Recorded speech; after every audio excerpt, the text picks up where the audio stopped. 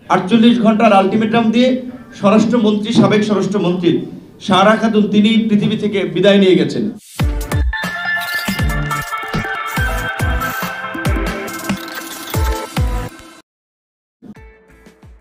ষোলো বছরে প্রায় ৩,৫০০ মানুষকে বিচার বহির্ভূত হত্যাকাণ্ডের শিকার হতে হয়েছে। ৬.৫ শতাধিক মানুষকে গুমের শিকার হতে হয়েছে। অনেক রাজনৈতিক নেতৃবৃন্দ থেকে শুরু করে সাধারণ মানুষ অনেককে এখনো তাদের পরিবার খোঁজ জানে না। তাদের কোনো সুনির্দিষ্ট অপরাধ ছিল না, তাদের অপরাধ ছিল তারা হয়তো আওয়ামী ফ্যাসিবাদের বিরুদ্ধে কথা বলেছে কিংবা রাজনীতি করেছে। বিশেষ করে আপনাদের একজন সহকর্মীর কথা উল্লেখ করেছেন, সাংবাদিক সাগর রুনির কথা। 48 ঘন্টার আলটিমেটাম দিয়ে স্বরাষ্ট্রমন্ত্রী, সাবেক স্বরাষ্ট্রমন্ত্রী সারা খাতুন তিনি পৃথিবী থেকে বিদায় নিয়ে গেছেন, কিন্তু এখন পর্যন্ত সাগর রুনির হত্যাকাণ্ডের বিচার হয় নাই। এমনকি এই সাগর রুনির হত্যাকাণ্ডের এই মুভমেন্টকে ব্যবহার করে ইকবাল সোবহান চৌধুরীরা প্রধানমন্ত্রীর বিশেষ উপদেষ্টা হয়েছেন, সুযোগ সুবিধা নিয়েছেন, কিন্তু সাগর রুনির হত্যার বিচারের জন্য তারা ওইভাবে আর সোচ্চার ছিলেন না উপদেষ্টার পর থেকে।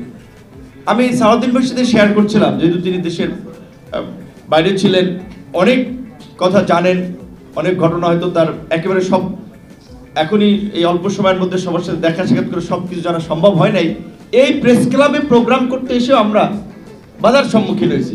অতিথি কে হবে সেটা লিখে দিতে হবে এবং অতিথি দেখে এই প্রোগ্রাম দেওয়া যাবে না, এমনকি প্রোগ্রামের আগের দিন আমাদেরকে জানিয়ে দেওয়া হয়েছে। তো এই প্রেস ক্লাবের মতো জায়গায় এই ধরনের অনাচার অবিচারের শিকার, এটা তো আমরা প্রত্যাশা করি নাই। এই অভ্যুত্থান পরবর্তী সময়ে আমরা চাই সাংবাদিকরা সেই অতীতের যে দলদাস ভূমিকা সেখান থেকে বের হয়ে আসুক, যেটা সংগঠনের সাধারণ সম্পাদক রায়হান ভাই বলেছে যে কোনো কোনো ক্ষেত্রে সাংবাদিক আক্রান্ত হলে অনেকে সেটা একটা উল্লাস করে কিংবা সেটাকে পজিটিভলি বা সেটা বাহাবা দিচ্ছে। কেন? সে আবার একটা কথা বলেছে যে যারা মাঠের কর্মী, সংবাদকর্মী, তাদের একটা সীমাবদ্ধতা আছে। কারণ আমাদেরকে বলতো যে ভাই অনেক নিউজ আমরা হাউসে জমা দেই কিংবা আমরা ভিডিও করে নিয়ে যাই, এখন ওইটা প্রচার করবে কিনা ওইটা তো হাউসের পলিসি। কারণ আমরা ধরতাম কি খবর আপনি আসছেন, আপনাদের গণমাধ্যমে নিউজ হয় না। এটাও ঠিক যে যারা মাঠের সংবাদকর্মী তারা তো নীতি নির্ধারণী পর্যায়ে না, কাজেই স্ক্রোলটা কি হবে, নিউজটা কি হবে, কোন বিষয়টাকে কিভাবে উপস্থাপন করা হবে। এবং সবচেয়ে হাস্যকর বিষয় হচ্ছে অনেক টক শুনতে যেতাম, আমি দেখতাম যে ওই দিক থেকে টক ব্যাক হয়তো তাকে গাইড করতেছে, লাইক বিএনপির কোনো নেতৃবৃন্দ থাকলে তাকে কিভাবে হেনস্থা করা যায়, আমাদেরকে কিভাবে হেনস্থা করা যায়। তো ইয়ারফোন থেকে একটু সাইড থেকে শোনা যায়, যদি থেকে বলতেছে যে হ্যাঁ ওকে এই কোশ্চেনটা ধরেন, তাকে এই বিষয়ে জিজ্ঞাসা করেন।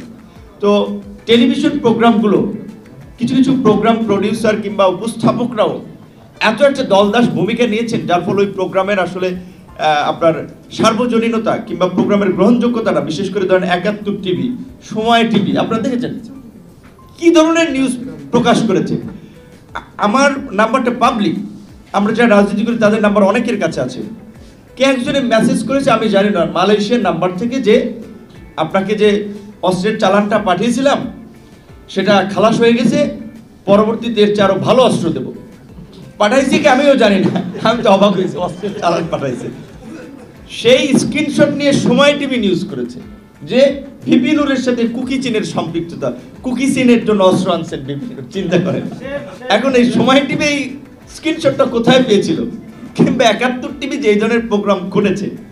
এখন যদিও সময় টিভি বা ৭১ টিভির পলিসি চেঞ্জ